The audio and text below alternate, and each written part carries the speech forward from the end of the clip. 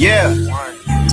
Hey, this that special sauce. Spill that drip, I wipe it off. $1,000,000 worth of game. Can't feel that I work too hard. Poetry all in these. What's good? What's good? What is good? It's your boy Dope Boy Diesel. We back here in the Doja Room once again. Still trying to get the setup back together, you know what I'm saying? Just coming back up to the north side, a Lord of the North, myself. Yeah, I'm making some changes around the studio, moving the studio, moving everything. So yeah, it's not the same setup, but you know, we're improving, we're changing some things around, we're doing what we do, but I'm still here with you guys, okay? We still delivering, we still showing up, still making sure we give y'all some top tier content. Now, last stream, we had to put a bitch ass nigga to rest, and that's okay. That happens sometimes, okay. For the people who might have popped in, didn't know what was going on, and things just seemed like they were a little bit heated. We got a funeral planned. We got a funeral coming up, and I tend to and I mean to make it a spectacle. Okay, for those who know, they know. But I tend to make it a spectacle. But first and foremost, to all my stoners, hippies, and hip hop enthusiasts, welcome to the Doja Room. Go ahead and get on in here.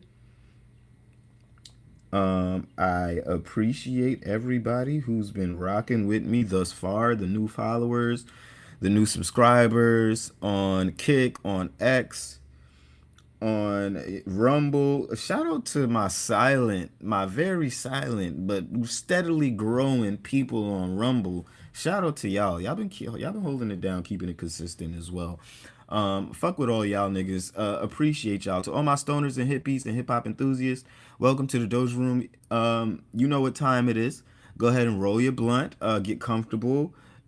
Today, I really want to tackle some videos, some YouTube videos. Obviously, the last stream we had, it was a more focused stream.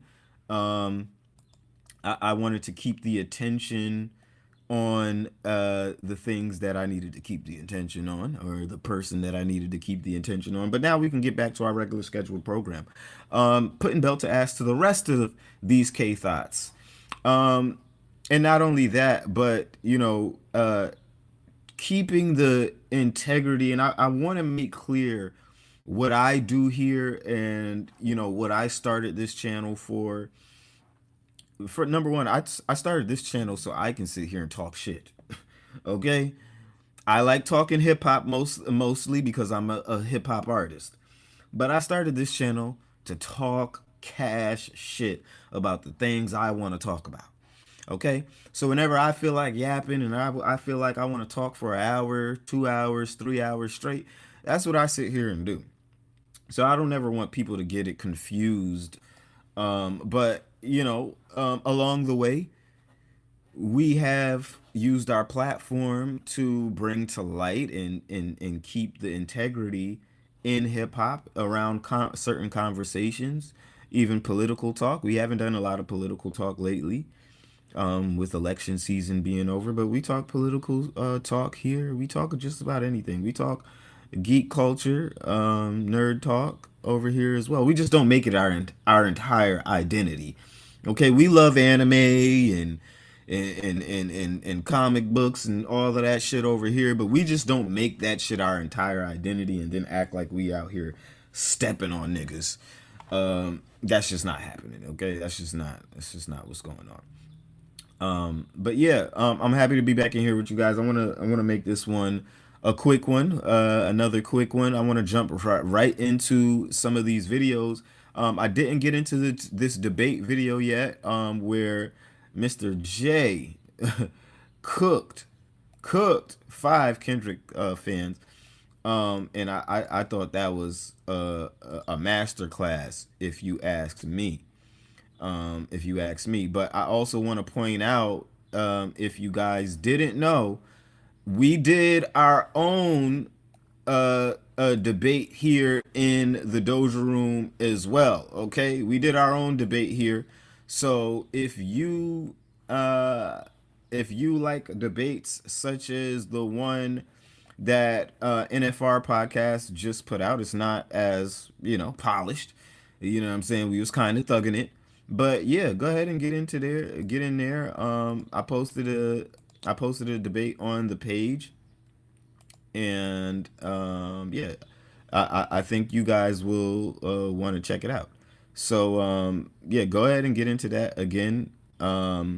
This is me, one Drake fan versus 3K Thoughts. All right, and we mollywopped them. All right, we mollywopped their ass because that's what I do. I love a good debate too. We do that over here too. The only thing with when it comes down to debates and doing the debates on here is that these K thoughts and what we're going to see, and I guess I'll save a little bit of that conversation when we get to the debate. But what you realize about a lot of these K thoughts is they either parrot the same three to four talking points. They don't really have a working, functioning, conscious brain in their heads. So they parrot these three to four solid, what they think is solid talking points that have been debunked a million times over. And because these guys lack critical thinking skills, they don't necessarily know how to rebuttal you when you squash those talking points. So you got the ones who are in that camp. You got the people who they speak, but they have never really listened to the Drake music. They talk, they may listen to Kendrick, but they've never listened to any of the stuff that Drake put out for real. So they have these super again, and these people usually also fall back on the talking points. They fall back on the regular conversations that we see around K Thought Twitter every day. And again, they have been debunked, but these people don't realize the things that they're saying. Drake has either addressed or he's reached into a bag that they're saying that he doesn't reach in. And if they just listened to the music and took that time to listen to the music, they would know that. And then you got the people who are just Drake haters. They are not Kendrick fans. They are not Drake fans. They just hate Drake. So they're going to also parrot talking points. But these guys are a little bit more off the deep end, which I don't think any of the guys that I've seen in this debate are any of those type of debaters. But I I I see that those guys, like I said, fly off the deep end, and they are a lot of the people who you're going to hear a lot of the pedal talks from, the weird conspiracy stories and theories and things like that. There's three type of debaters when you're debating a K thought, and really you can mollywop them all. It's fairly easy to do so. Okay, so but before we get into that, I wanna chop down some of these smaller videos, and then we'll hop into that one. Um, I thought this one was pretty interesting, but maybe we should start at the top. We'll go to Poetic Flacco talking about this situation with Grand Wizard. Shout out Grand Wizard, by the way. Original trap chat nigga. What's going on with him is egregious. I wanted to go ahead and get into this video. I meant to talk about this at length a little bit, but I wanted to go ahead and get into this video and just talk a little bit about what's going on with Grand Wizard, this focused attack, and how this attack on Grand Wizard, a lot of us who are fans of Drake, who are fans of Tory Lanez, um, people like that, we need to pay attention to what's going on here. People who have over the past 2 years called into question the ethics of Rock Nation and the things that they do. We need to pay attention to stuff like this, okay? So what's happening to Grand Wizard is completely out of line, and he's being harassed. They're leading these investigations on him, and really, I really don't like it. I really don't like what I'm seeing, and it's gloves off. I don't expect everybody to be a rider. I feel like I'm a rare breed of people, and everybody is not equipped to ride. Everybody is not equipped to go to war. And a lot of people might think that this is one of these parasocial relationships that we're going hard for people that we don't see and we don't know. And I think that's an argument of the establishment. That's an argument of these big companies and people who control, because you know, being a person who is not afraid to take up arms and jump into war, we are the people who keep the integrity, who keep the culture pure and away from the hands of people who would prey on, fans and artists alike, who really take the culture as a hobby, as a passion, and they these people want to manipulate it. They want to see it taken to a place where they control what goes on. They push a button and we're silenced. They push a button and we're gone. They push a button and we're famous. And it's we're really at this point in time trying to wrestle the control away from the industry. We're trying to wrestle the power from the industry, and a lot of people are asleep and not noticing this fight that's going on because it's happening on so many small scales. But I need you guys to really wake up and realize that hip hop, there's a war going on in hip hop on so many fronts. Not just the fight that a lot of us are fighting with Drake, but the fight that so many of us are fighting. Like I said last night in a space, shout out my boy Shiesty and Shiesty Truth, that community. Like I said in a space last night, I quite think that the labels are losing the power to create another Drake, to create another super pop star on the level of a Taylor Swift or a Bad Bunny. I think if it does happen, it happens completely organically, and nobody can really recreate that. There's no formula to it. There used to be a formula to it, perhaps, but and I wouldn't even say there's a formula to Drake or a Michael Jackson, but there used to be a formula to at least a J. Cole, a Kendrick Lamar, people like that, to where they can push that button. Even I would say even a Jay-Z, to where they can push that button and you're hot. I think I think these guys, like I said, we're wrestling that power away from them. And it's important that we continue to keep this pressure, keep the fight, and on all of these battlefronts going on in hip hop, we need to be vocal. We need to keep the facts straight, and we need to realize what the establishment is trying to do, and what and how they're trying to push these narratives, how they're trying to use these arguments to ultimately silence people like me, people like you, and artists that are not on the scale of a Drake, a Kendrick Lamar, and a J. Cole. Okay, so I'm gonna go ahead and let the video play. I've been talking quite enough. Let's go ahead and get right into it. It's damn if you do, damn if you don't. I'm a terrible human being if I put my audience before my friends. And I'm also a terrible human being if I don't speak about every single detail of one of my homies' situation. This miscellaneous Twitter page that had about 10 followers a week ago has somehow become the plug for all things Grand Wizard in terms of this investigation. This miscellaneous Twitter page that had no identity, no followers about a week ago is now getting the images from the private investigators before anybody is getting it. They're getting information about what's going on with the private investigators outside of Grant's house.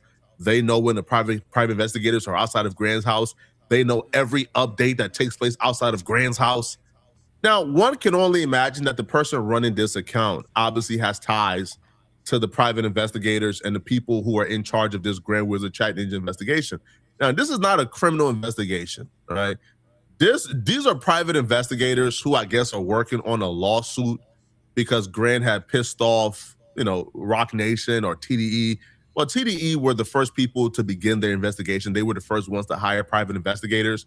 And I guess Rock Nation and other people followed suit. But this Twitter page, again, this is this random page with no identity whatsoever, has strangely become the plug to all things Grand Wizard when it comes to this investigation, because they're the ones getting the images first and they're the ones posting it. So they posted this, and this has been their biggest post to date.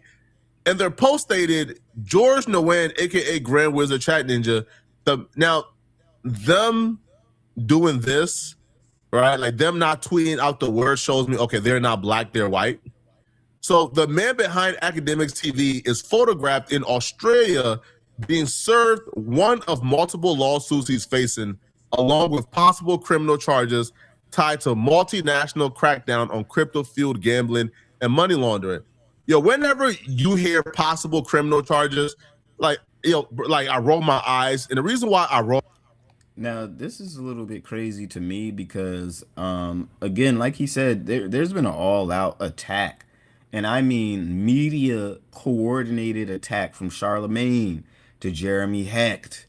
So many people in the media have this information and have this information circulating and are leading these attacks, apparently. And we didn't cover this on the show, but again, this is why I talk politics with you guys. And I'm not gonna go find a clip right now because I know I got it buried. I know I saved it, but I know I got it buried somewhere in my bookmarks. But I'm not gonna go to it right now. But this is why I say it's so important for us to also pay attention to politics on top of the hip hop. If you really care about hip hop, what's going on in hip hop and how, the trajectory of things are going and actually keeping hip hop in a healthy place, then you would pay attention to these things because they very much affect hip hop. Now, and a lot of the things that we're seeing in hip hop, and we wouldn't have to sit here and guess and try to theorize so much if we paid attention to the politics. Academics brought to light how this coordinated attack, we're seeing this so prominently because and when I say they, the Democratic Party, they look at academics' platform as a threat. In 2 years, we'll be going to elect the next president again. So these guys are making their move now. Democrats, Republicans, they don't wait until it's the year of. They're making their move now. They're starting to prepare the smear campaigns and take out the people who they feel push the needle for them the last presidency now. Now, this might not have to necessarily do with hip hop, but it affects hip hop in a way that now these figures like a Desiree Perez, a Charlemagne the God, this person and that person, now they feel like they have the edge or a one up on DJ Academics and Academics TV. Apparently, first of all, I don't even know what all of this is about. If you ask me, I don't think that Academics TV necessarily pushes the needle when it comes down to hip hop that much. But I think if anything, it's Academics in his name that is the thing that's pushing the needle. I think Academics TV just does what it does. And I don't necessarily think that it calls for this entire investigation, but since I'm doing an investigation, a similar investigation myself, I do have to say, hey, if this is how far you guys feel like you need to go, then so be it. But don't be mad when people on you guys' side are being exposed. We're finding out where you live, we find out what you look like, and we weaponize that. I am of the school of fighting fire with fire. And not only do I fight fire with fire, I fight fire with a flamethrower. a bigger fire. So for me, I don't turn the other cheek. That I save Money that for laundering. people who are better at that. But I do think that these guys are playing a dangerous game, and when you play games and start posting people on your pages, their looks and their face on your YouTube pages and your X pages, and you start quote unquote doxing them, and try to get back at them in that way, I think you open yourself up for to a can of worms. So be mindful of how you move like that. Yo, whenever you hear possible criminal charges, like like I roll my eyes, and the reason why I roll my eyes severely, you can be privy to, let's say, a civil lawsuit, right? If Jay Z and Rock Nation, if TDE, right, and Day Free, if they're sending out private investigators to stalk and follow Grand Wizard because they got a lawsuit they're about to serve them, that's one thing. Y'all aren't privy to criminal investigations, right? So this possible criminal charge, that's them just tying it in, right? That's them trying to juice it up. Because whatever you guys are suing him civilly for are not criminal charges. Y'all don't have the jurisdiction nor the power as Americans to file charges against Grand Wizard. What did he do? Now, what they're saying is, oh, well, Yeah, and which is why I think this is a nothing burger ultimately, because I don't think Grand Wizard is in a whole different hemisphere. He's on a whole different side of the earth. You know what I'm saying? So I don't really think that this will yield anything. Will they try to do anything that they can? Of course, but can they do really anything of substance? That is yet to be seen. I don't think so. I don't think personally Grand Wizard has anything to worry about. But again, I just wanted to bring attention to that conversation, and we're going to continue to monitor that conversation because I think is something that's important for us to keep an eye on. And again, I think what's going on with Grand Wizard, what's going on with academics, and people who don't conform to a certain, script, a certain side, a certain way of thinking. I think it's worth us bringing to light, shedding some light, and talking about what's going on concerning these people. So again, if you're one of the people who that you have no problem picking up a cause, you have no problem going to war for the things that you believe in, the values that you believe in, join the cause, please, because this is bigger than just, even if you hate academics TV, this is one of those situations where it's bigger than academics. It's bigger than academics TV. It's bigger than Grand Wizard. You guys can't allow these people to run amok and run freely, sending PIs and private investigators to people's houses and shit like that anytime you say something that they don't like. This is where we pump the brakes because you guys are going to be cheering this shit on until it's normalized and the shit is done to you. You're cheering it on until it's normalized and then weaponized against you. So even to the K thots, the Drake haters, the academics haters, wherever you land, it behooves you. I'm warning you. I'm just putting it out there. This is not the road that any of us want to go down. It's just not. It's not the road any of us want to go down. Okay. With that being said, let's get to the K thoughts. Let's get into the meat and potatoes of this. Um, a creator by the name of Read My Soul. I've seen him pop up on the timeline a couple of times, but he felt the need to have some hot takes going throughout the timeline. So I said, fuck it, let's watch the whole video. Let's just react to the entire take. And let's take this one slow before we get into this K-Thought debate. And again, I just want to reiterate how down bad these K-Thoughts have been over the course of the past month.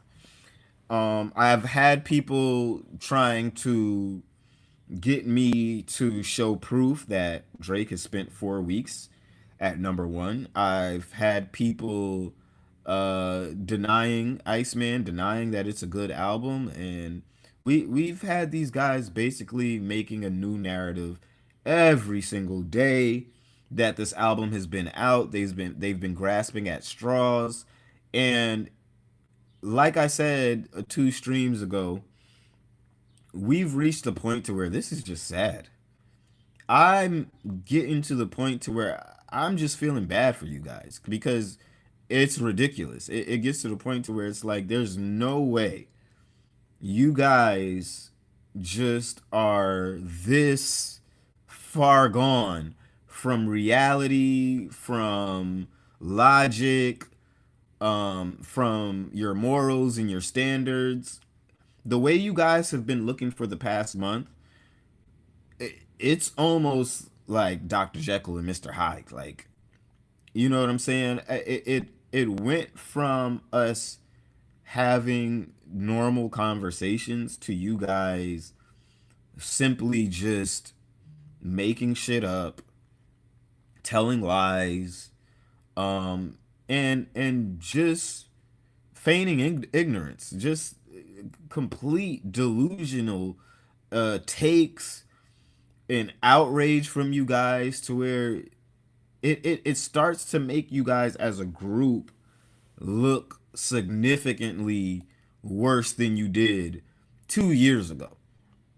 And I say all of this to say that again, we can't allow these guys to take the narrative and act like this wasn't them. Because when Kendrick drops, all of these people are going to act like they are hip hop savants, like they are hip hop, nobles, and their takes are so sane. They'll ask us, why are you guys acting like this? They'll ask us, why won't you guys just enjoy Kendrick dropping good music? Why are you guys bothered by Kendrick dropping? Why are you guys they'll flip so many of these questions back on us, but ignore their hypocrisy in the process. So this is just me predicting the future because I know these guys. I know people like them. They have no backbone. They have no ground to stand on. It's like Drake said. These guys are standing on quicksand. And so, let's get into the video. Let's get into some of these takes and let's just see what this guy has to say. This man came out, and I have to ask y'all: did Drake save the music industry? Did Drake expose the music industry? Did Drake finally hit the red button? Did Drake end all his op? Don't worry, I'll wait. All Well, let's just address that point up front. Um, y'all love saying that the beef was only Drake and Kendrick. That was the main event. That's what we came here for. But I think it's pretty much agreed on that Drake ended everybody else who wasn't named Kendrick Lamar thoroughly, without question. Without question. So if you're over here still asking if Drake ended all of his ops, brother, Drake put belt to ass for 2 years straight. Y'all just are in denial about the last nigga. Y'all are just in denial about the last nigga who got his ass whooped in that battle. Y'all say that he whooped everybody's ass except Kendrick Lamar for whatever reason. Apparently he was spitting except when it comes to Kendrick Lamar. Apparently ASAP Rocky, Rick Ross, and others got bodied, got put in a body bag, but y'all failed to acknowledge Kendrick Lamar was also in that same body bag. So let's knock it off already. We starting off on a how far we 16 seconds in already. He's on bullshit. Let's knock it off. Let's knock it off. Drake been ended all his ops. He's just spinning the block, and really he's just getting into this introspective bag. This, like I said, Iceman on certain records reads like a diary. So he's really talking about his life and getting into the emotions of where his head was at over the past 2 years. So let's knock it off, man. All of these narratives leading up to this album, and it's about a month out, and week by week it's gotten more quiet and more quiet from that side. They still have to bring up the beef, and they still have to bring up what Kendrick is doing for LA. There's so many narratives out there that's still surrounding this beef. Well, let's address that too. The beef is brought up because anytime we try to talk about anything outside of the beef, y'all bring it back to the beef. Y'all say Drake lost. Just get over it. Y'all are just mad Drake lost the beef. It doesn't matter what the fuck we're talking about. You'll always have that one random ass K-thought who pops into the comment section and says, you niggas just can't get over Drake lost. And it's like, well, that has nothing to do with what we're talking about right now. That's number one. You know what I'm saying? And then when it comes down to the conversation around Kendrick, that in large part has to do with the conversations that you guys have about Kendrick, the way that you guys look at Kendrick, and the way that hip hop media figures like this, like yourself, and like, a Charlemagne, Jeremy Heck, DJ Head, people like that, the way y'all look at him. And then when we have to then say, well, where does this get us? What does it do for the culture? Kendrick brought together LA, but he made y'all niggas choose between 10K and royalties.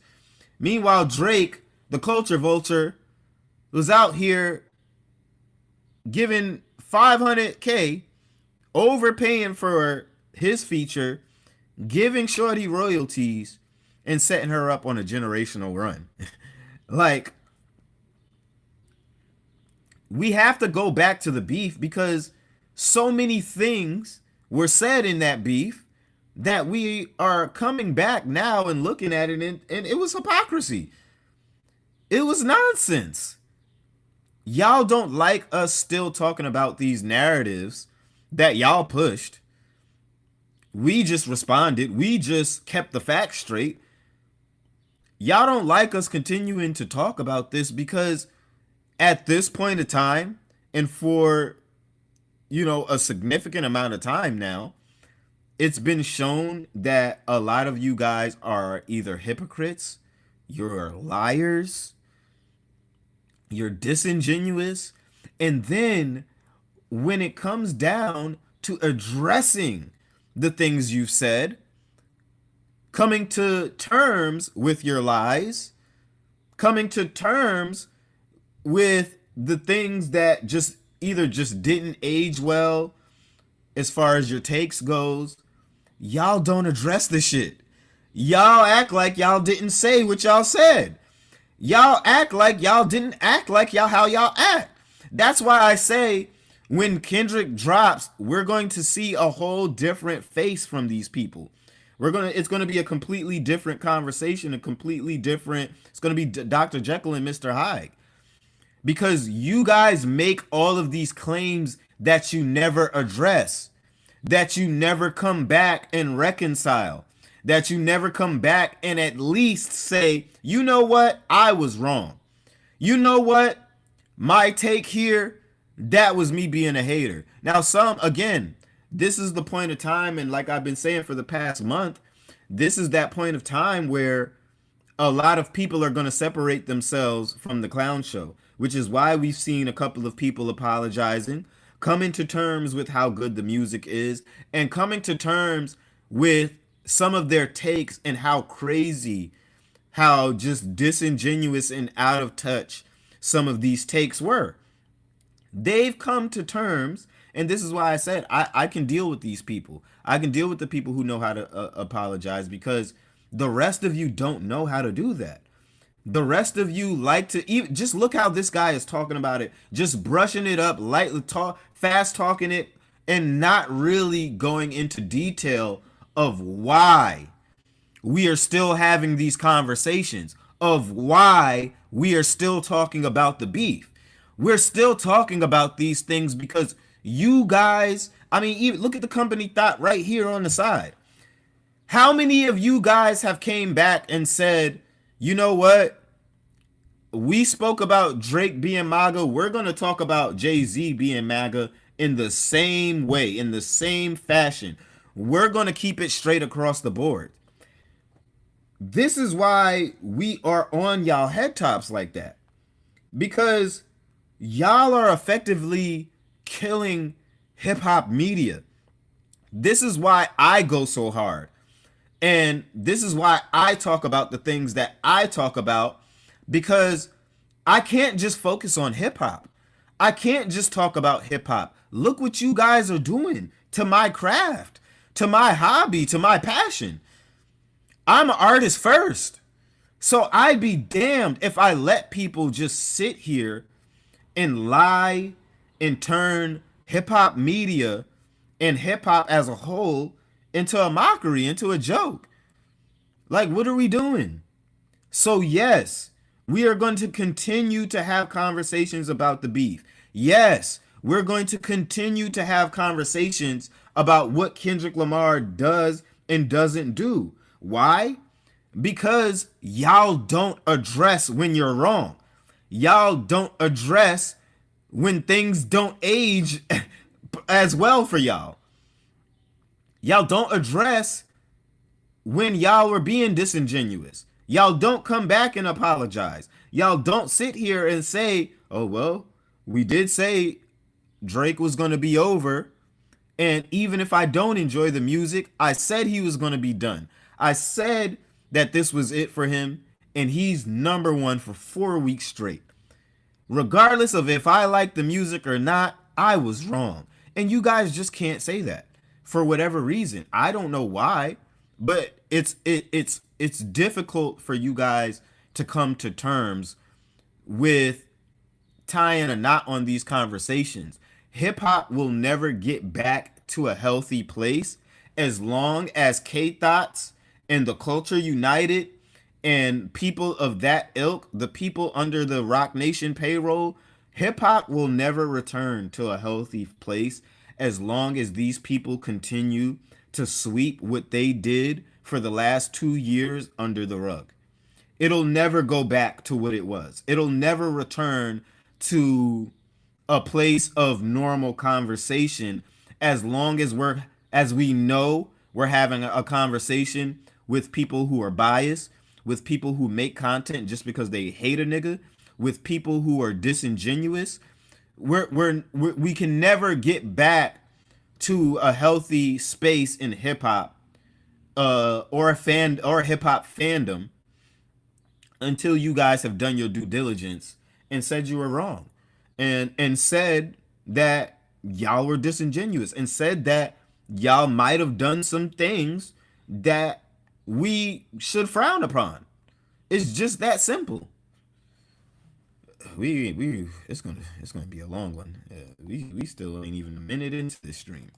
But none of them is about how good this Iceman album is. It's got more quiet over time when it comes to this Iceman album. You know, I've never seen so much hypocrisy, so much narrative switching, so much goalpost moving than this Drake guy, right? They have moved and made so many excuses for him. The only person I see doing that is the MAGA folk. That boy never going.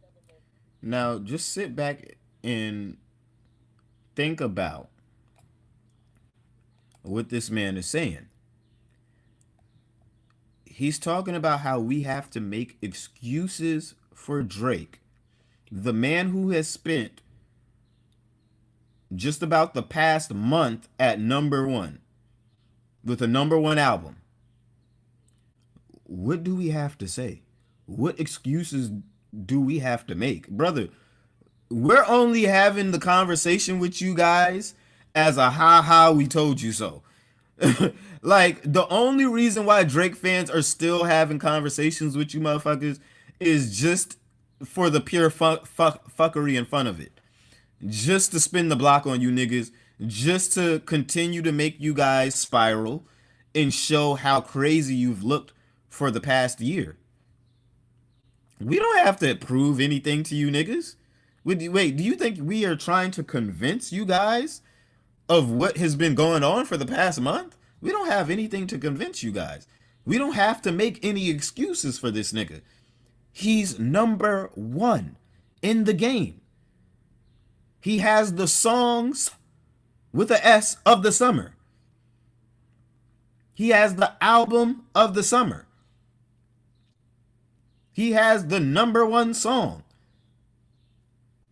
What excuses do we have to make for Drake? Y'all tell me what excuses we making for this nigga. About what? This is crazy.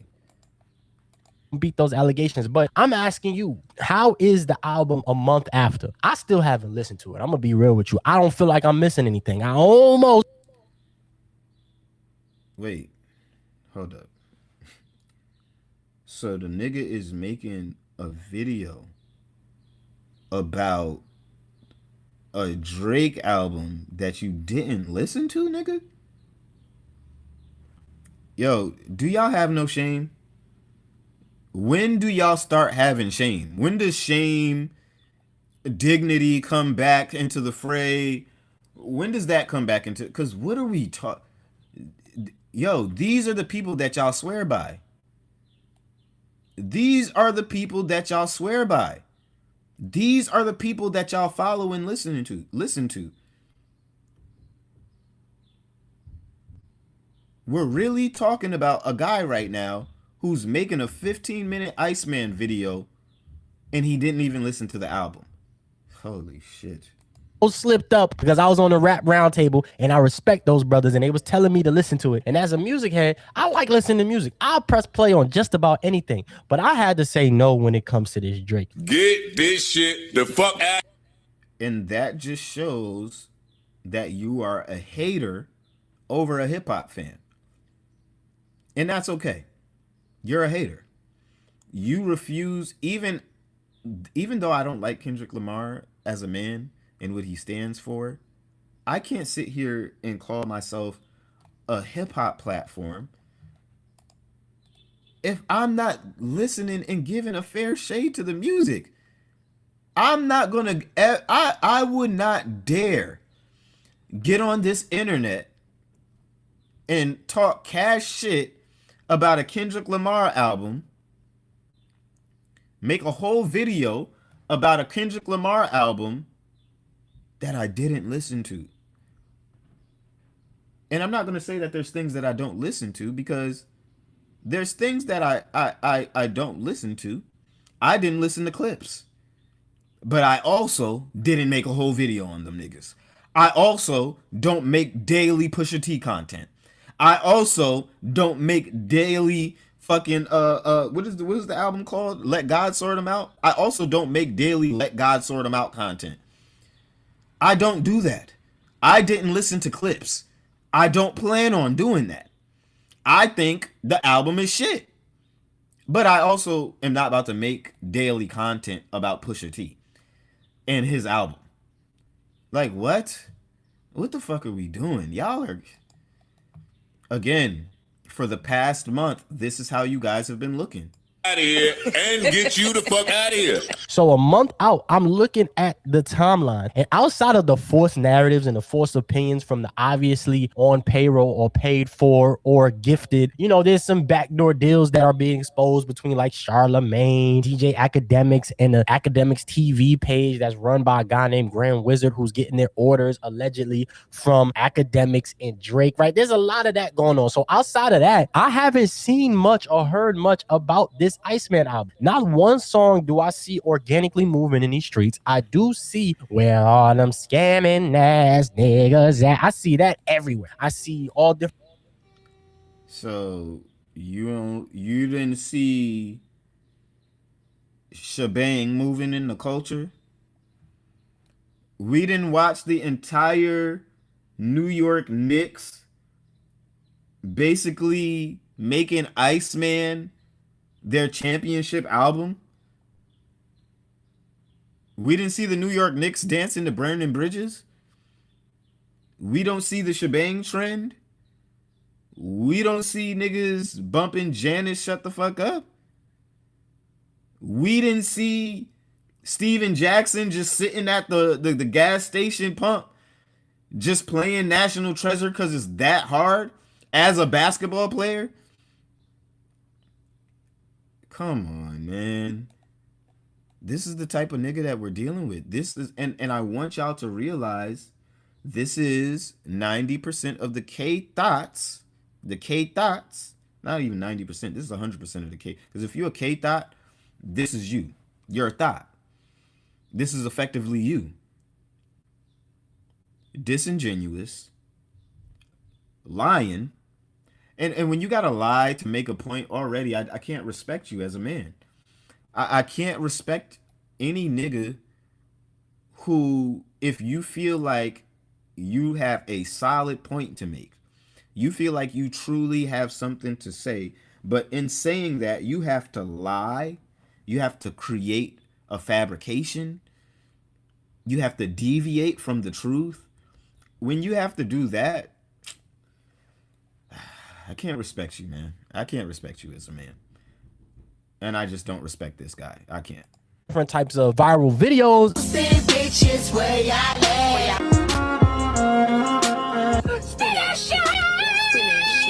Teachers outside, where y'all at? I know that is a hit that people are playing throughout this summer. I even just saw Rick Ross and T.I. drop something. T.I. let him know go on fire. Mr. Him is here, right? There's a lot of music that I'm hearing and that I'm seeing, right? Like T.I. and Rick Ross just dropped a song. It's a lot of AI in that video. I don't like that. It's a lot of, it could be graphics or special effects, but it's like a lot of AI in it. Besides that, they both went crazy. I'm seeing people talk about Crybaby by Vince Staples. That has a whole different conversation going on. I'm seeing, the Jay-Z conversation, but what I haven't been hearing and what I haven't been seeing is the Drake conversation. Janice S the F, shut the F up. Not a fan. I've heard little snippets here and there, but I haven't seen it organically moving like it should. Now, Drake got him a few memes, right? He got him a few hide memes. He got us a few look like a little creep meme. He got a few memes that's going on out there, but I'm not hearing the music as much as I'm seeing the memes. I'm not feeling the virality as much as I'm seeing and feeling the virality of Spin That by Young Miami. Oh, no. So, again, how are we saying that we can't see the virality of what, brother? Maybe your algorithm is just way off. That's what it's sounding like to me. It's sounding like your algorithm is way off. Way off. And I don't see how you are not seeing Iceman in rotation. Again, I can't respect people like this. It's crazy. It's crazy to sit here and act like what he said. Like, come on. Anybody watching this video, let's keep it a buck. Let's just keep it a buck here. We're not talking in a realm. And again, this is why I have to say that it's very hard to debate with these K-Thots. It's very hard to debate and talk to these Kendrick fans because you can't have logical talks with them. You can't. I mean, how do you speak to a person who just actively denies reality like this? As if this makes any sense to y'all.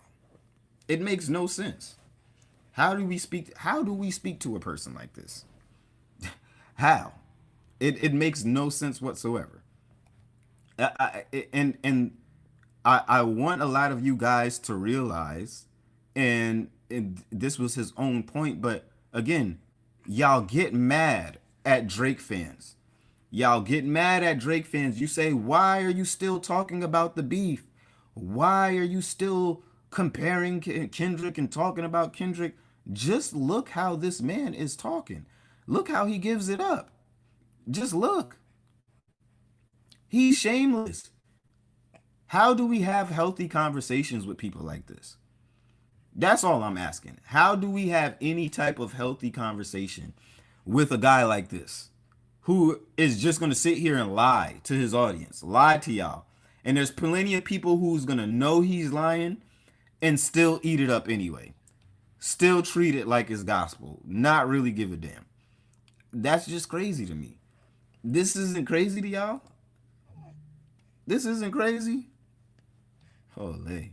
No, it's kind of weird. Did this album do it? Is this the album? Right? I think for a long time Drake has been chasing the album, and it's never came. It's never came. We got in close with Take Care. Once Abel was off of it, you can hear the difference. If you go listen to Take Care from what was the second one, what was the third one? Nothing Was the Same, right? Nothing Was the Same to Views to More Life. To if you're reading this, you could tell when Drake was working or collaborating with a certain artist because the very next album sounded nothing like that. So we've been waiting for this album. You got to take two. Tell these K Thots what it is. Go ahead. Say what you got to say. Don't take my headphones. Say what you got to say. Say what you got to say. Say fuck them. Say fuck them. Say my daddy don't fuck with you. I don't fuck with you either. Album. I was on a rap roundtable a few weeks ago and they told me that this is his best album since If You Reading This Too Late. And I don't care what nobody say. If it wasn't for Quentin Miller muddying that project, If You Reading This Too Late would be Drake's best album. But the fact that Quentin Miller, they got to try to act like it don't exist. Like throughout his career, he's tried to act like it don't exist. But that's when Drake was giving me, he went to Atlanta. He got some of that Atlanta sauce. He got all of that Atlanta sauce. He got one of my favorite artists from Atlanta, which is Quentin Miller. But outside of that, I feel like there's been no album. There's been no switch. There's been no change. It's all been what feels like AI slop. Like if you showed me who Drake was in the beginning career and you showed me who Drake was at the end of his career, I might think without knowing that the end of his career and what he's been doing now has been AI slap, right? I've been seeing a lot of you don't really see a lot of the bar breakdowns. You never really see the bar breakdowns. You never really see the deep dives, right? People still deeper diving into Mr. Morale and the Big Steppers, what some people say is Kendrick's worst album. Let me let you know. Let me be honest about this song. About this album. I was really depressed, bro. We lost to Dallas. I was in Phoenix. I was fucking depressed. This album came out. I was just lifting buys and tries, chest. And that shit got me through it. I love this fucking album for real. Like, I will never forget this album, ever. I love when you count me out. I know why a lot of you niggas don't like that album. Y'all need therapy, and that's okay. Y'all need more than therapy. Y'all need ayahuasca. Y'all got trauma. And you two motherfuckers need Jesus. You still see breakdowns to what is considered Kendrick's worst album. I have yet to see any breakdowns or any behind the scenes or any deeper bar meanings to Iceman. It's crickets out here. You rarely see. Oh man, we gotta stop the cap. You never seen any? I documented right here on this very show. We had breakdowns coming from basketball channels talking about Iceman. Okay, we had breakdowns coming from anime channels. We had like knock it off, bro. Why do you gotta lie? Why do we gotta lie to make a point? See any breakdowns to Drake's music. I don't know. Maybe I don't live in that algorithm, but I've looked for it. I've looked for the deep breakdowns. After a month, I usually listen to Drake music because after all of the rah-rah is over, you can actually get a good idea of what the music actually is. Because for some reason, Drake's music either sounds really good the first day or it sounds really bad. It either grows on you or it grows off of you. And lately, his music has grown off of me quicker and quicker and quicker and quicker and quicker to the point where now I don't want to listen to this. I try to get through some sexy songs for you, but the sonics was so horrible I couldn't. So it's been a month. I've yet to hear anything about this album that is meaningful outside of it sold this much. You know what I mean? Outside of the Iceman rollout. The rollout, was it clever? I could give it that. He used a lot of is talking about the sales and how much it sold, which had this been, if this was Kendrick Lamar we were talking about, of course talking numbers would be fine. Or if this was Pusha T, Eclipse in the background we were talking about, talking numbers would be perfectly fine.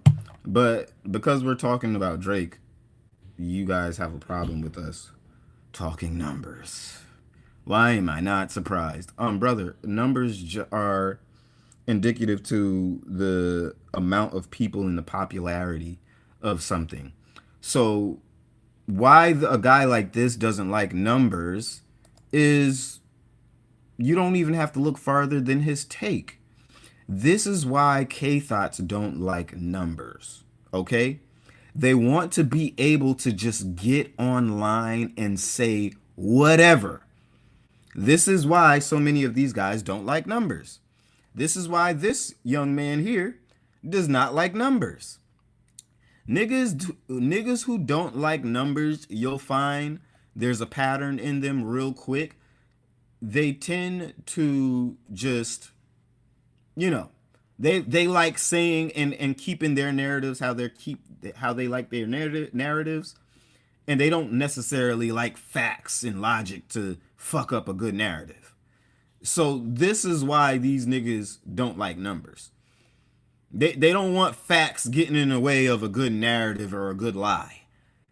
Okay? They don't want facts getting in the way of a good take. They don't want objectivity to get in the way of a good take. This is why when you encounter people who have a problem with the numbers, yeah, this is usually why. Just listen to this man speak and you can understand why people like this don't like the numbers. Streamers, and he did a lot of, you know, activations, and I like stuff like that. But with all of the streamers involved and people licking and his face, it got a little weird. This parasocial relationship that Drake fans have with him is a little weird. And so I know they love this album a month later. This parasocial relationship that Drake's fans have with him, it's a little bit weird. Allow me to, because I just posted this clip, and you know, just, and we had pros on the show a few weeks ago. So shout out to her, and I hope she comes back. But to the people who keep pushing this parasocial Drake fans bullshit, just listen to this take. Please just listen to this take. And this is coming from a casual, somebody from the outside looking in. Please allow her, because again, you can't just take people like this guy's word for it, because they're disingenuous. They're not real fans of the culture, and they're not really here to tell things like it is. They're here to rewrite history and push a narrative. But for the people who keep pushing this Drake fans being so parasocial, allow me. I was having allow this conversation with someone, and you know, I try my best ability to not like cuss, but when I was talking to this person, I was really like letting off a lot, but it was because I'm frustrated, because there was a point, I'm not gonna lie, I did like listening to The Breakfast Club. I did. And then as time went on though, even when I watch like recent stuff or like things in the past, it's hard to not notice a narrative. Especially when it comes like to certain artists, why certain things, like, it's just, I'm not even that into the hip hop world as I used to be like that. But even from the times I dip my feet in just a little bit, I'll just be like, yo, they still got this weird stuff going on, man. Like, yo, you really not about to give your honest opinion. Like, you sound, even today, going back to the Drake thing, I just got to get this off my chest, because I was really irritated, even though I'm not these people's friends. But you could feel when people are just being done wrongly, and it's just like, what is the reason? I saw a clip of, I think it was that show that used to be like Ebro in the Morning or whatever, their new show. That Now I want to just stop it there, because I just want to point out those words that she said. Sometimes you can just look and tell, even from the outside looking in, when someone is being done wrongly. You can just tell, this don't really feel right. This feels a little bit skewed against this guy. I don't know if those are necessarily the facts. From the outside looking in, you can see these things. From the outside looking in. So how can we not see this stuff sitting right in front of us? She realizes some of this stuff. This is crazy.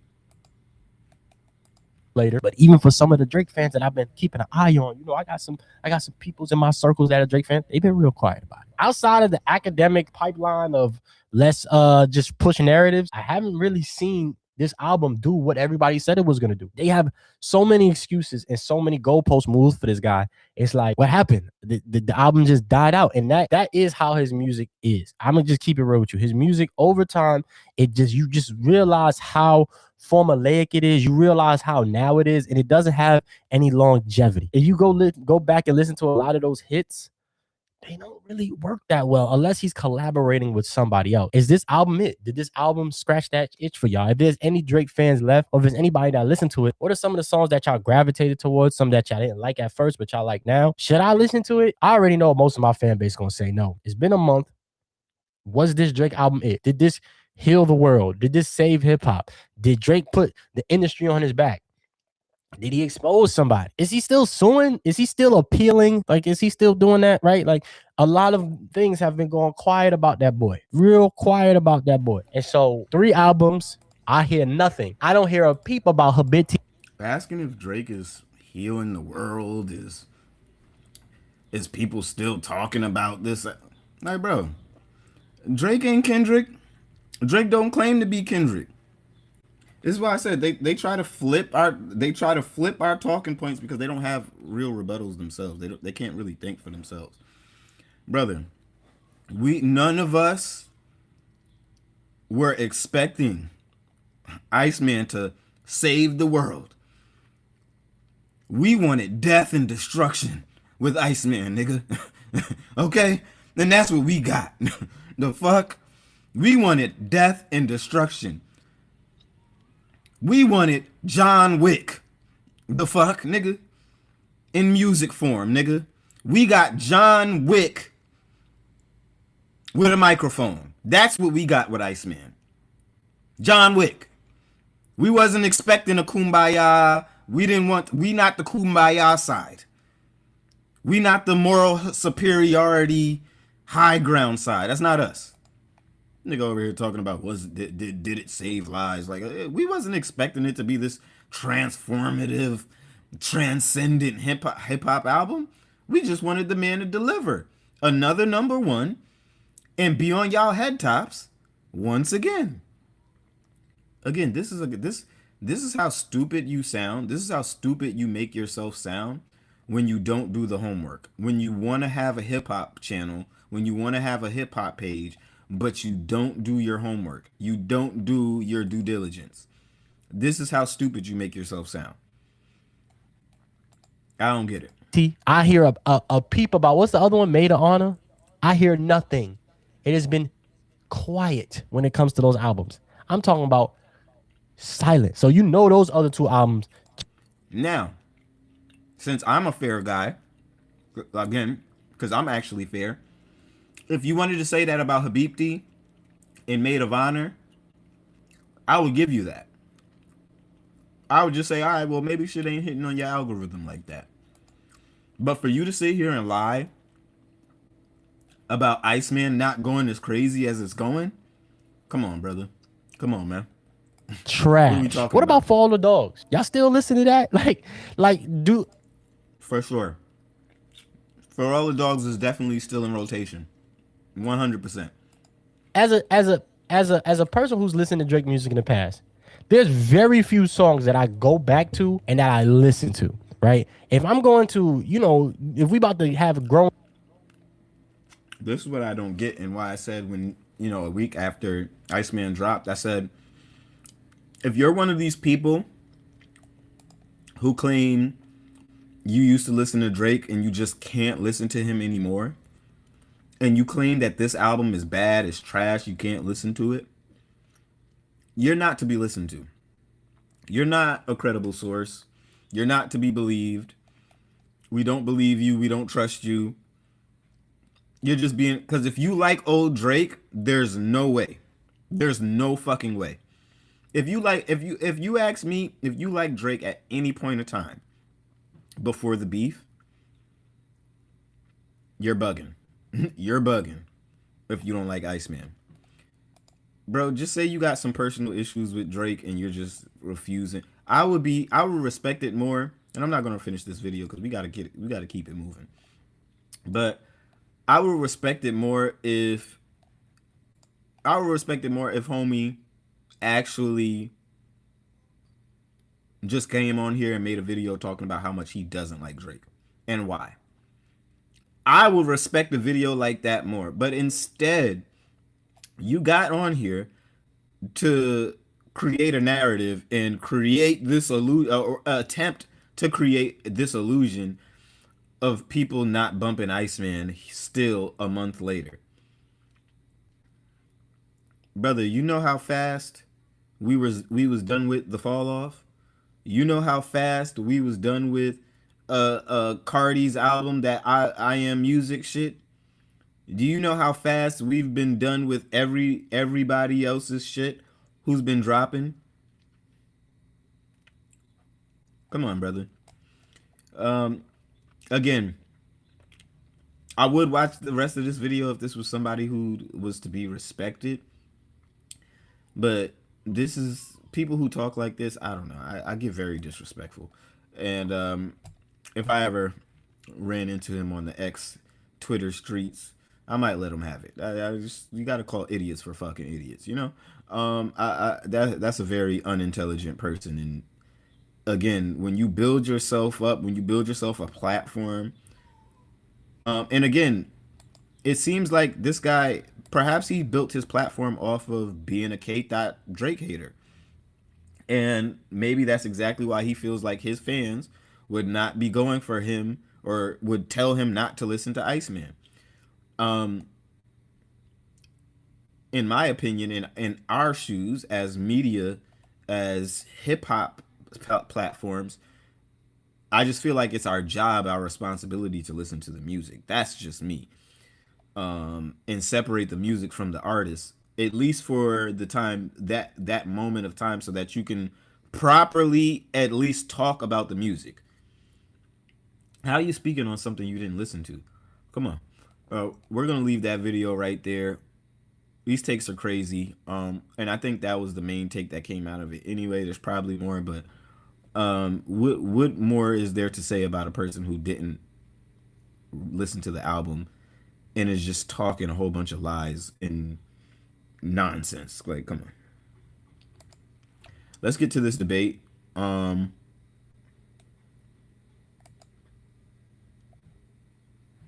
This is my boy Jay Roebuck. He did a great job on this debate. And we're gonna just jump right into it. There you go. He's sitting right in the chair. So guys, let us know in the comments, who do you think won the debate? I'll let them get on with the rest of the episode. My first claim is Iceman is a far better album than GNX. Now, this one shouldn't really even be too much of a debate, but he's going to fry these niggas anyway. He's going to go ahead and fry these niggas up anyway. Okay. My boy. Sir. I want to start off by saying this. I feel like both of these albums are a post-beef reflection. In terms of Iceman, so much of the subject matter, every single song except for maybe one or two, are focused on Drake, his opponents, how he feels like he was wronged by everybody. Same with GNX. This was a huge victory lap after Kendrick won the battle against Drake.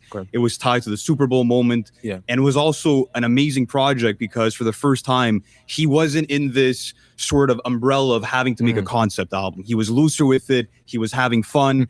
And my thing is this. As much as I enjoy some of the disses on Iceman, I feel like it wasn't as timely as an album in the sense of, if you want to have some rebuttals to songs like Euphoria, Not Like Us, whatever the case may be, why didn't you put out this project in 2024 or even early 2025? I feel like at this point, in terms of Drake and the type of substance that we want to... Why didn't you put out this album in 2024? I think I've seen a clip from this, but yeah, this is like, what? What are you talking about, bro? To hear from him, he had an opportunity to dig deeper, like he teases on Make Them Cry at the start of that song, where he's like, I have to dig deep. And he does on that song. He touches on topics like his father battling cancer. He touches on topics of having to, you know, take care of his mother as a father in certain ways. That being said, he doesn't proceed to show that personal growth and evolution for the rest of that project. May I respond to that? 100%. I figured that I knew you would say that. You knew I was going to say that. But this is what I don't like about so many Kendrick fans. And again, like I said, You'll run into three different types of people when you're debating Kendrick and Drake. You'll run into the people who just barely listened to what Drake was saying, and they parrot these talking points because they've had these five talking points loaded up in the chamber for the last 2 years, regardless of if they've been debunked countless times or not. You got the people who didn't even listen to the music at all, like homie in the back that we just left from. You got people who don't even listen to the music at all, but they'll get up here and they'll say, "Oh, Drake, he didn't reach deep. He didn't go this far enough, and he didn't," which is kind of where this guy lands. I don't know if he's the first or the second, but this is about where he lands. And then you got the third, which is people like this, where you're just a Drake hater. You're just gonna say delusional shit. You didn't listen to the music at all. Didn't even attempt to listen to the music. People like these guys, they obviously skimmed through it.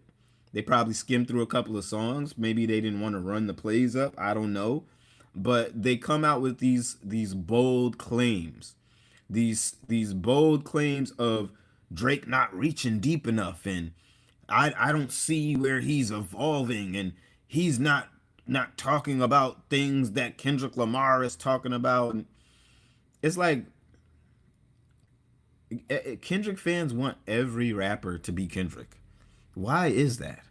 Why do Kendrick fans want every fucking rapper to be Kendrick? Brother, let that man have his own lane and y'all enjoy that. That has nothing to do with us. There's nothing to do with Drake. Awesome. See, this is why I have to ask you, are you listening thoroughly throughout the album? 100%. The whole concept of Firm Friends is not just about the beef. It's about where am I with my brothers? Okay. Right? And that's as a man, right? As a father. And I think Firm Friends, so many people probably skip that on the album. And when you say statements like, "Oh, he didn't reach deep enough.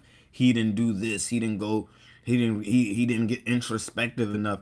I know you guys didn't listen to the album.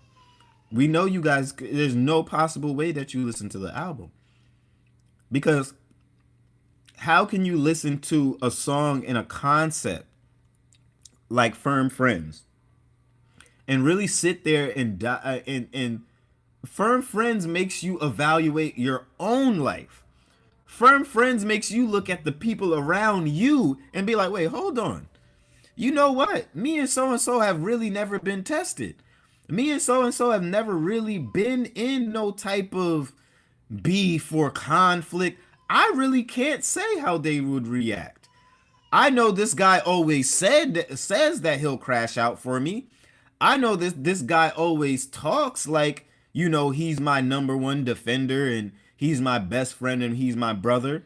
But what happens when these guys are actually put in that realm, in that arena, in those scenarios? What happens when we see them there? I think that it's a completely different conversation when you actually listen to the music and listen to records like that. That record goes so deep, and it's a way in a process of thinking that or just a concept that I necessarily just felt like I'd never thought hard enough about.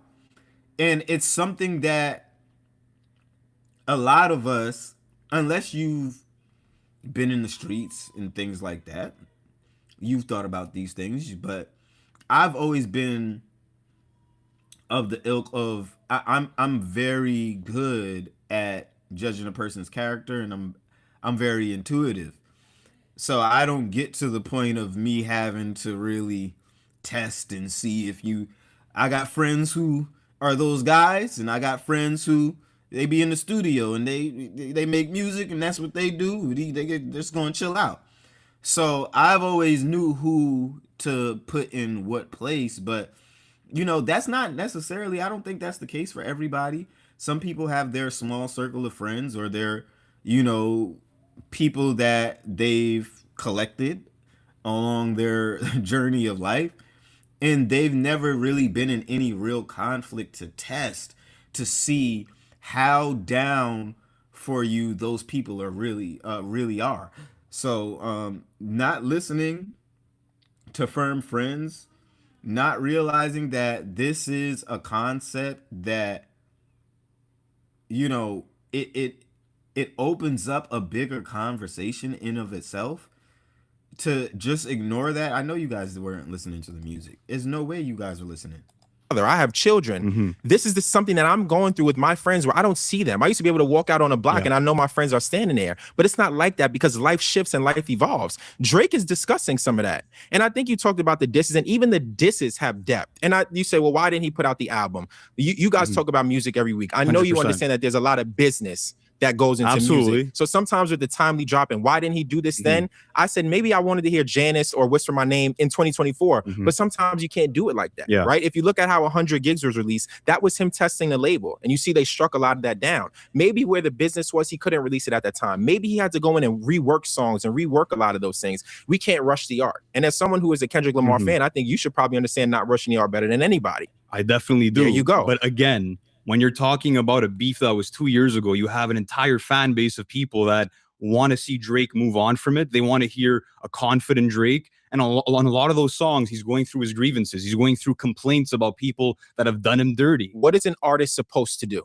They're supposed to express themselves. Express themselves, and art conveys life. 100%. And it takes time to get through those things. When you say that Kendrick, it was a post-beef album, can you point to the parts on GNX where Kendrick really addresses the beef and why it happened? And you don't even have to just do it within the album, within the moments of everything that's happened. When has he ever been expressive about it in the way that Drake has, or even J. Cole? Yeah, well, I think that what Kendrick did so well was that he wanted to make a timeless album. And that's why he didn't focus on the beef from track 1 to track 12. Because you do have those moments like a Whacked Out Murals where he's speaking about the aftermath of the battle and people tearing his murals down. Outside of that, you have lyrics on songs like Squabble Up and Hey Now, where he's confident. Even a TV off, he is parading. But is he addressing anything from it?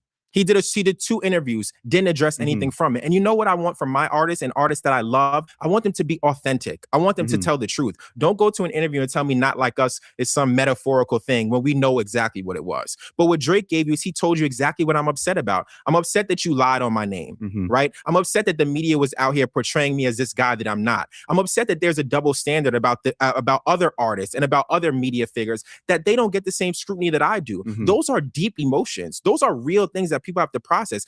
I know you know the lines where he talks about looking at his therapist, right? Absolutely. And you know, and he sees himself in her reflection. He talks about DMT. Why do they want me to do DMT? I'm scared of psychedelics because it'll make me reflect. I'm scared of digging deeper. So I think that Drake on this album was more raw and more real. And I think that's what I'm missing from Kendrick. I remember rushing to hear that album. Yeah.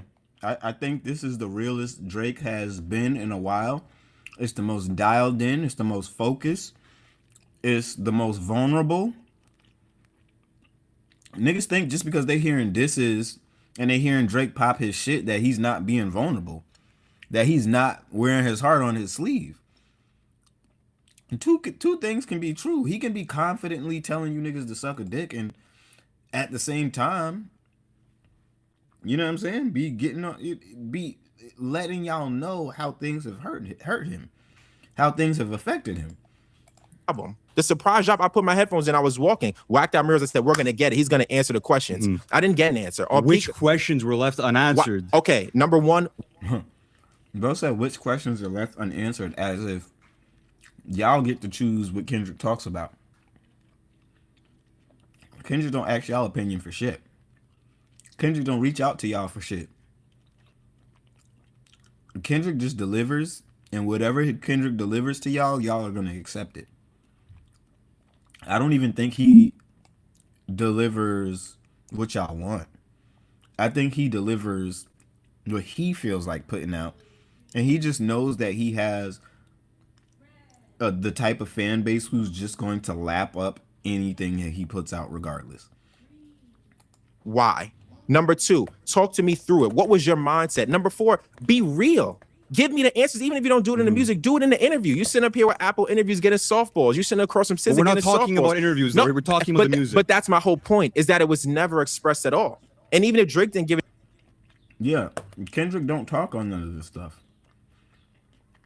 I mean, Drake don't do interviews, but we got a whole album and a handful of songs of him addressing damn near everything that went on about the beef, the people around it, the people involved, how he felt. Y'all don't get that from Kendrick. As much as y'all like to make it seem like you get this side of Kendrick, you don't. Again, he tells you what he wants to tell you. He tells you what he feels like talking about. And that's the conversation, is what he feels like talking about. But the conversation isn't necessarily what questions you guys have for him.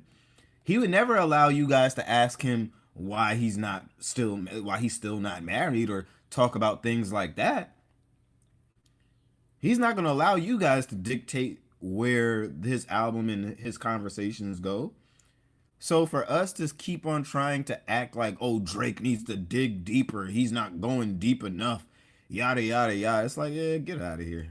Let's go on to the next guy. Dropped a surprise album with just 1 minute teaser that kind of set the tone for the album. He had a song called, it's not officially named, but it was the Black Leather Shoe song, in which he addressed a lot of Watch the Party Die.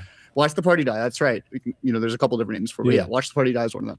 Where he addressed sort of his mentality of why an artist like Kendrick will always be victorious over an artist like Drake if they go head to head. I want to talk about on Firm Friends how Drake talks about his crew from the start to his crew to the end. Let's talk about the Heart Part 6, right? Ooh. Where I think the problem with Drake is that even on a song like Firm Friends, he's sort of still posturing and still showing us that ego of like, oh yeah, I still got the people with me. Whereas with Kendrick, you get a much more honest and realistic take on how friendships can grow apart. And even if you can see the fault in what Kendrick's done, he's still confessing it to us, right? Talking about how he feels like some parts of Black KB didn't work because his career took off in such an extent, right? Talking about how he still has love and he appreciates the art and the genius.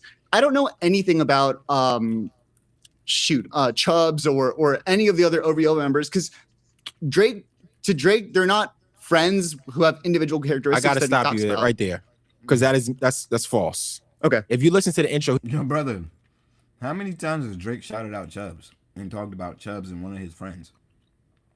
What is this guy? Again, Kendrick Lamar fans have a perception of Drake, and instead of them doing their due diligence instead of them digging deeper, instead of them taking a deep dive and saying, hey, let me confirm some of my speculation. I've had a surface level understanding of this guy. Let me dig deeper. Let me listen to more of the music. Let me listen to the music with an unbiased ear, with objectivity. They don't do that. This is why they end up saying dumb shit like this. That off of, as soon as it hits your ears, any real Drake fan would know, like, brother, what are you talking about? They don't understand how stupid they make themselves look. They don't. he told you exactly about the members.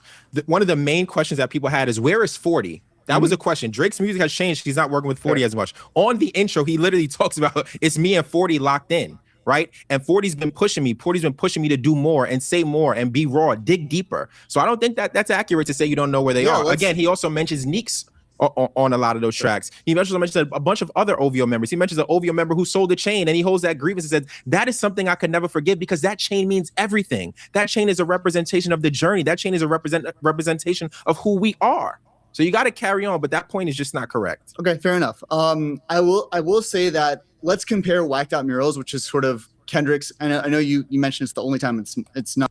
Mind you, just look at the selection of Kendrick fans.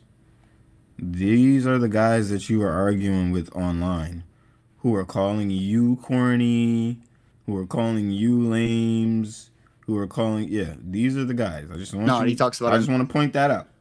Hey Now, and even on the Hard Part 6, but Make Them Cry, right? The first album, the first song off Iceman, right? Versus Whacked Out Murals, which are very parallel, a lot of parallels between those two songs, right?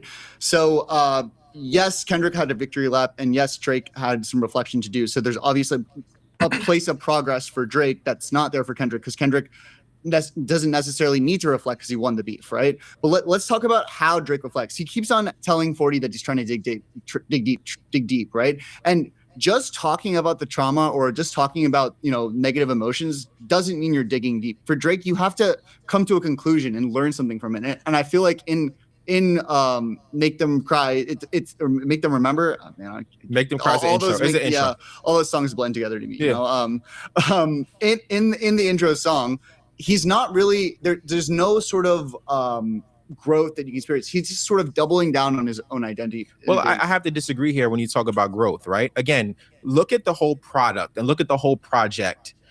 Everything there was Toronto centered. Literally what he's showing you is I'm locking in with the people who are here for me. That is growth. Seeing who was there for you and who wasn't there for you, that is growth, right? I think when you're talking about dig deep, I think you're kind of projecting what your definition of it is, and I don't think that's really fair to do for to an artist or to anyone, because we don't really know what that means, right? And the other part of this is there is growth throughout the album. He walks you through the story. He's not only battling an artist, he also battled a label, and he's telling you that within the album. It's all there. And on all the Make Thems, those are strong lyrical records where he's walking you through exactly what is going on in my life. As I gave you the example with friends, I gave you the example with women, I gave you the example with the label. What else are you looking for? Let's talk about the therapist bar for a second. So No. What else are you niggas looking for, though? Like, y'all keep trying to make these empty points that, again, just expose that you didn't listen to the music. But what else are y'all looking for from Drake besides him to sound exactly like Kendrick Lamar at this point? What else are you looking for? How much deeper can he go? The man has been talking about his entire life for the past 2 years and laying it on the line, putting it on wax. He said he digs deep. Y'all say he got to dig deeper. But y'all can't even quote any of the shit that he even really said. Y'all don't even know. Yeah, most of the Kendrick Lamar fans that you are going to encounter don't even know Kendrick's bars and lyrics like that. Okay? They are not even real Kendrick fans like that. What's the very next line after he talks about him seeing the therapist? Oh, he makes a play on words about her body. No, he doesn't make a plan. He explicitly says, I can't focus on myself because I'm too busy trying to... No, he didn't say that. And also, Kendrick has way less obsessive...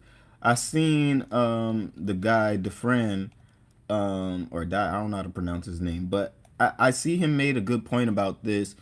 You can't just get any old K-thots from X, round them up, and have them sit down with the common Drake fan. You can't. Especially not any of us who has been boots to the ground for the past 2 years. We know how to counteract all the talking points. We know how to debunk all the theories. We actually listen to the music and the competition. So niggas can't just spin us and just tell us anything when it comes down to some of these points. But Kendrick fans, or Kendrick's side, just doesn't have those true fans like that. Those people who are in and out every day, who's been listening from day one. They know all the rebuttals. They know how to, Kendrick doesn't have a lot of people like that. A lot of these guys just really mostly hate Drake and have made it a point to try to make a point to us. To try to make us somehow see the light and the error of our ways by standing Drake. And that's the attitude that a lot of these guys have, but they're not real hip hop fans. I don't look at any of these guys and hear real hip hop or Kendrick fans. I know there are people who believe that they are, but I don't know. Man. He said, I get distracted looking at her backside or something like that. He didn't say he can't focus on himself. He says the only time I see myself is in the reflection of my therapist's glasses, right. Which actually means that the only time he can actually be real or raw where he sees the true self is when he's sitting across from her. So that's actually goes against what you're saying. But much like, his inability to actually grow from it. But what are you looking for from him? What I'm looking for is before you even answer, is that a fair thing to ask of someone? What you're about to answer? I think it definitely is. And do you see that same answer in Kendrick Lamar? And yes, I do. In what? In what way? In Man in the Garden, right? Where he's talking about all the struggles and he's been through and this positive self-affirmation, right? Even in the Hard Part 6, right? Where he talks about working with Black Hippie and he blames himself and he talks about where he's going, where he talks about going for his evolution, right? And this is Drake's evolution. And honestly, what he's saying at the end of the Hard Part 6 is what. And these niggas, again, they want Drake to be Kendrick. They basically just want him to be Kendrick. Because if I can explain to you how Drake is evolving in his music and his music is maturing,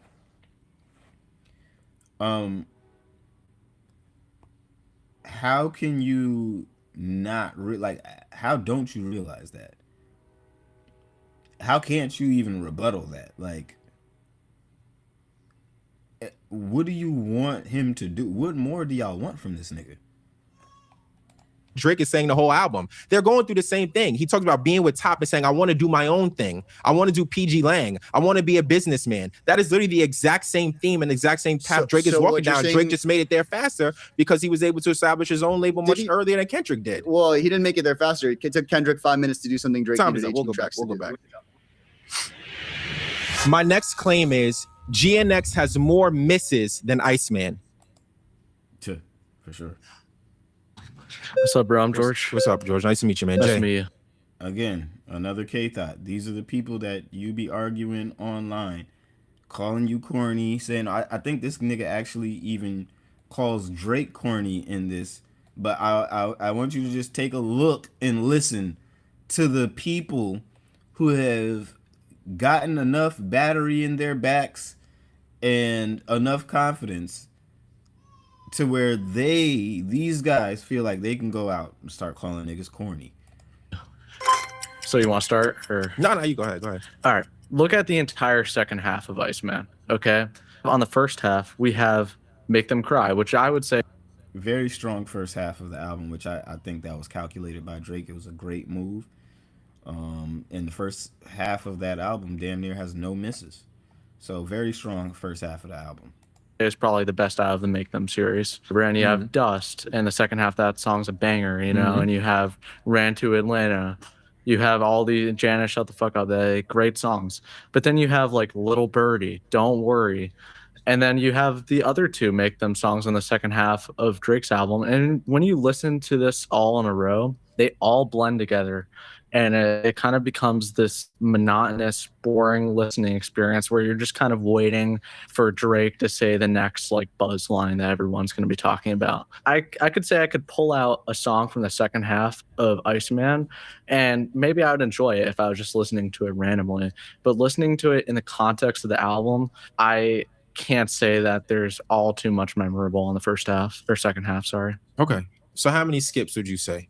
I would say about a little less than half of the album. So you think there are 9 skips on Iceman? I don't have an exact number for around you. Approximately less than half. Okay, so let's say between 7 to 9. Yeah. Now listen, I'm not here to change your mind. I can't change your mind, and I can't change what your ears enjoy. Right? That's your opinion. Right? Music is subjective. Right? And that's okay. But what I can do is present some information that just can go against what you're telling me. You said a lot of it sounds the same, but then you name Little Birdie and Make Them Pay or Make Them Cry. Those two songs don't sound anything alike. Okay. And not only do they not sound anything alike, Little Birdie specifically references a sound from Florida, right? Around the Miami area. They have the Miami DJ on it, DJ Esco, right? I think I might be saying the name wrong, forgive me. But that's a bop. That's just what you got to do that to. And that's a beautiful change in the pace of the album, because not every album could be filled with the Make Them series, right? I said Drake rapped for 78% of this album, and on those songs he also raps. So those are different things to change what you're going through. Now I would go into Iceman and say there are some songs I would skip, and I'm just going to give you some concrete reasons that are just outside of my opinion. I think number 1, Hey Now, not really a great listen to me, not good for my ears. I would also say the features on GNX, I'm not really a fan of. I think Chike had the best feature and cooked it. I think SZA and Luther, she cooked it. SZA's amazing. But then outside of that, which one of those features really excelled in their role? And this is what I'm gonna tell you about Drake. Drake is the best A&R in terms of an artist ever. The only other person I'll probably put him in line with is Kanye West. Each one of those features that he had on that album was perfectly placed. Ran to Atlanta, he brings Future in. right? And I'm so happy that record didn't go #1 because he actually proved the point. Atlanta went to him even to shoot the video, right? Then he brings in Molly Santana just for those 8 to 12 bars. She did exactly what she was supposed to. And I know people like that. She went from 500,000 listeners to now over 16, maybe 17 million. People enjoy it. And you know what he does on the next song? Let me do another perfect placement for features. I'm going to get 21 on a hook just to do the one lines. And then I'm going to go to, I'll get Quavo on Shebang. And Quavo, you just do the ad libs. That is perfect placement. Now, there is one song, I think you named it. It wasn't Little Birdie. Don't worry. Don't worry, that I would probably say not really for me. So that's a song I would skip even as I'm listening to this going here. But again, Hey Now, when I listen to Reincarnated, how many other places can I enjoy and go back to and listen to that? Again, I don't want to hear the interpolation of the Pac thing. I don't want to hear the West Coast pianos. I could probably pass on that. Here's the thing, because you're saying, oh, these GNX features they're mid, and you're saying Molly Santana comes in, does exactly what she should have done on that track. You're not even looking at like Roddy Ricch on Dodger Blue. He comes in, does this sweet little hook. Yes. And it sounds great. And he doesn't overstay his welcome. It's a short song, which I actually think works. Well, maybe not long enough. And I think I'm not the only person here who would agree. There are some misses on GNX as I watch the review on this podcast. And I got to do my homework. And I also want to be fair. I'm not the biggest Kendrick Lamar fan. I do enjoy some of his music. So what I did was I went to other sources and other creators and I said, how did they review the album? You know what a lot of them said? There are some skips on here. Absolutely. Right? You know what else a lot of them said? This felt like a mixtape. And you know what I think that was? I think that was a way to cover up and shield an artist that a lot of people love because they weren't able to really be raw and be real. Because when you criticize Kendrick Lamar, there is a lot of backlash, which I'm sure I'm going to get in the comments. But I have to be honest. There are some songs I could do without. And on a 12-track album, you can't do 3 or 4 skips because that means 30%. GNX ain't fucking with Ice, man. And this white boy cannot argue that point. You can just keep it moving. You got right. Hey Now starts so slow, right? Builds up progression, and at the end when he's rapping, that shit is fire. That's one thing, right? You got Squabble Up. That's another like you just did right now, right? This nigga is about to start. This nigga is about to start dying laughing. Nigga, you sound crazy, nigga. Bro, nobody is playing none of those songs past a party in the West Coast. Let's just keep it a buck. Past the LA party, niggas was not playing Squabble Up at no parties, nigga. Let's just keep it a buck. Let's just keep it a buck, nigga. Niggas is not playing Squabble Up and all of this shit. Like, stop it. Niggas ain't playing that shit like that, bro. And anytime y'all niggas did play that shit, just because y'all requested the DJ play Squabble Up before y'all started recording your video of the club, that's not valid either, nigga. CVR fire as well. B switch was incredible. Unlike Iceman, I feel like that B switch was something necessary. On Iceman, you have a bunch of B switches that was just uncalled for, right? National Treasures, that shit is a banger off the rip. Yeah. Why switch it up at the second half? The flow he did on the second half of National Treasure, and then he flows into the next song. But you don't need it though, bro. Well, you might not need it, but other people do. Let me ask you this question: would you scream mustard right now? Yes. How would you feel if you did? Do that to the camera. Which one? So you don't feel confident. Whichever one you want. Mustard. I don't want to listen. I don't like judging people. It's corny because let me respond. You got to go. Let me go because that was within a moment. Yeah. Right. And I think the thing with Drake's music is that it doesn't live within a moment. It carries on with us. And we'll get to the numerical proof of that in a minute. So then you mentioned, hold on. Then you mentioned the Grammys. Grammys are useless. Grammys are useless. Let me tell you why. Number one, your label has to submit them or you have to choose to submit them. And number two, if you think Grammys mean something, then why did Kendrick Lamar lose a Grammy to Macklemore? So I think that should tell you everything you need to know about the Grammys. I get what you mean, right? I only brought that up, right? Because you want to speak about features going from 500K to 16 million. Yes. Right? He put him. Where are the rest of the Kendrick features at? You had one guy who was out there saying, "Oh, I don't even rock with Kendrick." Luther is one of the biggest songs that came out last year. I didn't refute that. I think Luther was great. No, but I'm just saying that's definitely a feature that is really great for Scissors. But now let's talk about the other songs that we can skip, right? All right. Like you said, GNX is bad. That's it. Hey Now, you just said started off slow, and then a lot of these that's fire though. But hold on, but a lot of those guys are also rapping off beat. What are the skips that you have? What are the skips you have on Iceman? But that's the purpose. What are the skips? No, there's no. The purpose was not to rap off beat. They rap like that, bro, and that's just what it is. Not all of them. No, they don't. What are the skips on Iceman? What is the skips on Iceman? I think Dust is a skip, right? Dust is a. Nigga said Dust is a skip.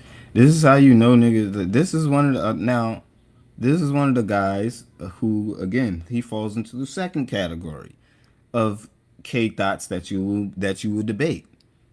This is one of the guys who has these loud and these hot takes about the album. I promise you, this nigga probably listened to Iceman once or twice, and now he has all of these theories and formulations of what the music is doing, and it's like, brother, you sound crazy. Out of all the things you could have said it was a skip, you picked Dust. Holy. I feel like unnecessary beat switch, right? I really do feel that. Little Birdie, another skip, right? The song I would say different. That's the number one song in Florida right now. I don't think Florida agrees with you. That's cool. But you It just does told not me the same matter, thing though. about the West Coast ear. So how you gonna disrespect the Florida ear? No, I'm saying what I'm saying is that's what they did. Like that's purpose. There's purpose in that. And there's right? purpose now, in Little I feel Birdie. like now let's speak What about you this mean? as well. Let's Go speak about ahead. this, right? You think Iceman is better than GNX, Yes. right? Drake can't keep Kendrick's name out his mouth. Obviously, maybe he doesn't say it directly, right? But the whole from start to finish, he's talking about Kendrick the whole time. Unnecessary. May I right? Another thing too. You gotta watch time. I'll go. Okay, Nah, go. Take 30 more seconds. I'll go. Also, he makes himself a LA song. Doesn't feed the. That's the big. Doesn't make the Iceman like it. What is the? Did you enjoy that song? Oh yes, I did. And actually, the Bay enjoys it too. It's the number one song on the Bay. You know why I enjoyed it? Because he was able to layer it. Not only was it a fun song, it was also paying homage. Rest in peace, Mac Dre. He was also able to do something else. He was also able to take a sound that he's used before, prior to the beef, had nothing to do with it, and he was able to make it greater. Right? He's able to make this thing, and he puts on two producers. And let me not say put on, because Pilo has been doing this thing for a long time, but he gets Pilo some more light and recognition. Carrie, who's signed to Chubb's label, gets some more light and recognition. He also works with Overcast, who's from the Bay as well, gets them more light and recognition. And that song itself, not only do you have a bop, you also have the disses within the bop. And you know how I know that song is impactful and powerful? Because look at all the things that have happened since that song has came out. You got DJs censoring the record. I don't know why. It wasn't that crazy. You have artists who are coming out responding to the disses. Shout out to Hove. That's 1A all time to me. Hove is responding to the disses in there. And more. Which makes it even more crazy for people to be over here like they don't see the impact of Iceman a month later. Nigga, Jay-Z got out and made a whole fucking diss. A whole freestyle addressing Drake in like 2 different fucking times. Like, we gotta knock it off. We gotta knock it off. People will come out and respond All to right, it. listen. I feel like you also brought up bangers with Yeah. disses. Kendrick has that on GNX. You have TV off. You have Peekaboo. But who you are have those disses Squabble Up. about? It doesn't matter who it's about. Why? You just told me that Drake can't keep Kendrick's. It doesn't matter doesn't matter who it's about. Same as mouth, but then in the But it's same. true, though. But it's true in my line, though. But in my line, though. But you just said the same thing to You know what credit I mean? Kendrick. This is the hypocrisy. You No. just said it's bad for Drake to talk about Kendrick, but you said his bangers have disses, and he's talking about Yes, Drake. yes. So pick one. Is it good or bad? It's great. So then don't say It's great. it's so it's Listen. great. Nonsense. And this is basically the theme of the video here. Like, you got these guys coming up here making these nonsensical points. They don't really have the knowledge or the debating skills to even really sit next to Jay. They don't. This is why all the comments will tell you, oh, this guy's getting fried. Drake fan fried everybody. 5 performative hip hop listeners just got cooked. And that's exactly it. You niggas don't really be hip hop fans for real. Y'all niggas just hate Drake, bro. Y'all niggas really just hate Drake, and that's really what it be. But yeah, I'm not gonna go through this whole video. Obviously, it's a long one. If you guys want to check out the rest of that video, I behoove you. But I wanted to touch on some of those viral clips that went out. There's obviously some more, and maybe I'll sit down with one of my friends and get to the rest of this video. But that's really all the time that I can give you guys today. I appreciate you guys for stepping out, and we'll continue to have the conversation on the timeline. Got to get to the little one, but yeah, I appreciate you guys for always stepping out. Everybody who's supporting me, everybody who stopped by, hit the show with a repost, hit it with a like. I appreciate that. For my people watching on Rumble, Kick, Twitch, YouTube, please make sure that you're subscribed to the channel.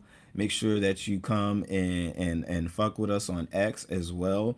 That's the hub. That's where you can make sure you don't miss a take. You can catch the live streams there. You can catch the clips there.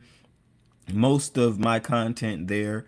So yeah, come on down to the home base where, you know, I can let things loose a little bit better on X. You feel me? I can talk that shit on X versus other platforms. So come fuck with me down there to get that raw, unfiltered opinion on things. And there might be some takes that you miss. So appreciate you guys for coming in and rocking with me. To all my stoners, hippies, and hip hop enthusiasts. Oh, and before we go, I am planning a funeral. Yes, there's gonna be, well, there has been a death in the villain family, for the villains. So, again, if you know, you know, but stay tuned for that funeral. Okay, stay tuned for that. So to all my stoners, hippies, and hip hop enthusiasts, appreciate you guys for stepping into the Doja Room. I'm your boy, Dope Boy Diesel, and I'll be back next time with you guys to rock out once again. Until then, roll your blunts, relax, get ready to clock out if you haven't already, and yeah, have a good rest of your day. I'm out, man. Yeah. Hey, this that special sauce. Spill that drip, I wipe it off. $1 million worth of game. Can't feel that.